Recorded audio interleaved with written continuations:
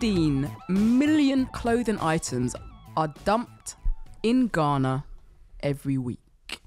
Like someone's come to your house with a cheap bottle of wine, they're regifting, here you go, and you've got to regift it, and then they regift it, and there's a bottle of wine floating around the world being regifted over and over again because it's vinegary £2 rubbish. Yeah, crazy. It's a good analogy, and it's a good job Anna isn't here because that's the kind of wine she loves. She'd be like, I would drink that wine.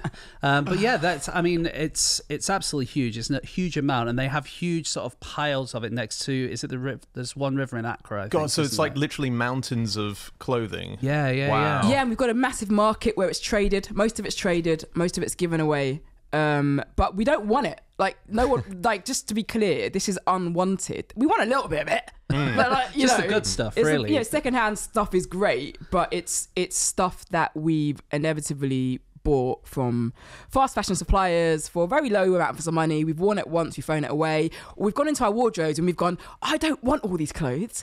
It's wasteful in my wardrobe. Let me take it to a charity shop, right? Guess what? The charity shop doesn't even want all your clothes. And then it ends up from a charity shop into a shipping container and it gets shipped off to a country. And one of those countries is Ghana. Yeah, wow. Up until you mentioning this fact, fast fashion, I'd actually not heard that term before. And looking into it, wow, what a mad thing we're all involved in if you buy from high street shops. It's disposable clothing, basically, whereby back in the day you used to maybe buy 4 shirts and that would last you for months on end, but now it's almost like 6 shirts a week for some people if they go out and want. For younger kids, supposedly from surveys, a lot of kids want to be seen in different shirts on their Instagram. They don't want to be seen in the same thing. So socially you are doing a turnaround of shirts that you might only wear once and then chuck away or give back to the shops, who then don't resell them, obviously.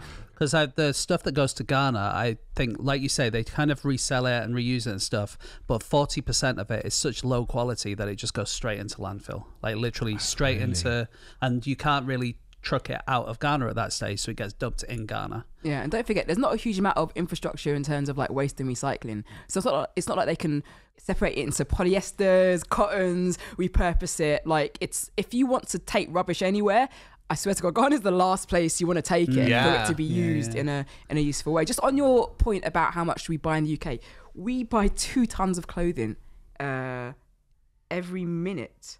Every minute, that can't be right. Yes, maybe. I got it off the Oxfam website.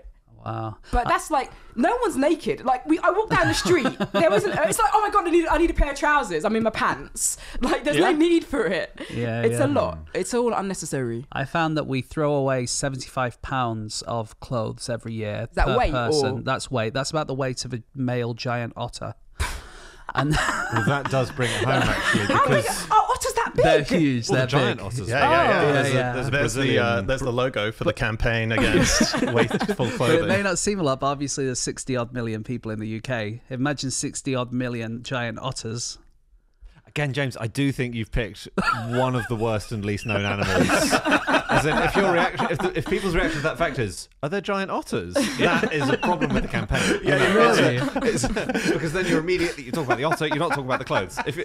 And also, do we need to be worried about them? Because, like, I mean, they sound kind of aggressive. Yeah. Well, you need to worry about yourself if you're in a room with one. You know, they're 6 feet long, and if you're in a room with one, it's not in its natural habitat, which is the Amazon basin. They're Brazilian, aren't they? The giant otter. You know what? I'll be honest. He's right. It's happened. It's happened. We forgot about clothing. We're in the world of Otter. It's because the world of fast fashion is so. Once you look at the stats, it's so upsetting that if James comes along with his brilliant campaign and poster, you immediately want to think about the otter because. I would think maybe we can get you a costume, Andy. An otter costume. An otter costume, and send you into H&M. And fuck things up. I love that. Be like Christ turning over the tables in the temple. Yeah, was he in an otter costume? He was. They never mention. Well, 3 of the scriptures don't mention it, but John is always a bit more out there. He says that could be the new saying. Instead of a bull in a china shop, it's an otter in a Zara high street shop. Thanks very much for watching. You can listen to the full episode on this channel or wherever you get your podcasts. Don't forget to subscribe for weekly episodes and clips. And you can join Club Fish via Apple Podcasts or Patreon for ad-free episodes and exclusive bonus content.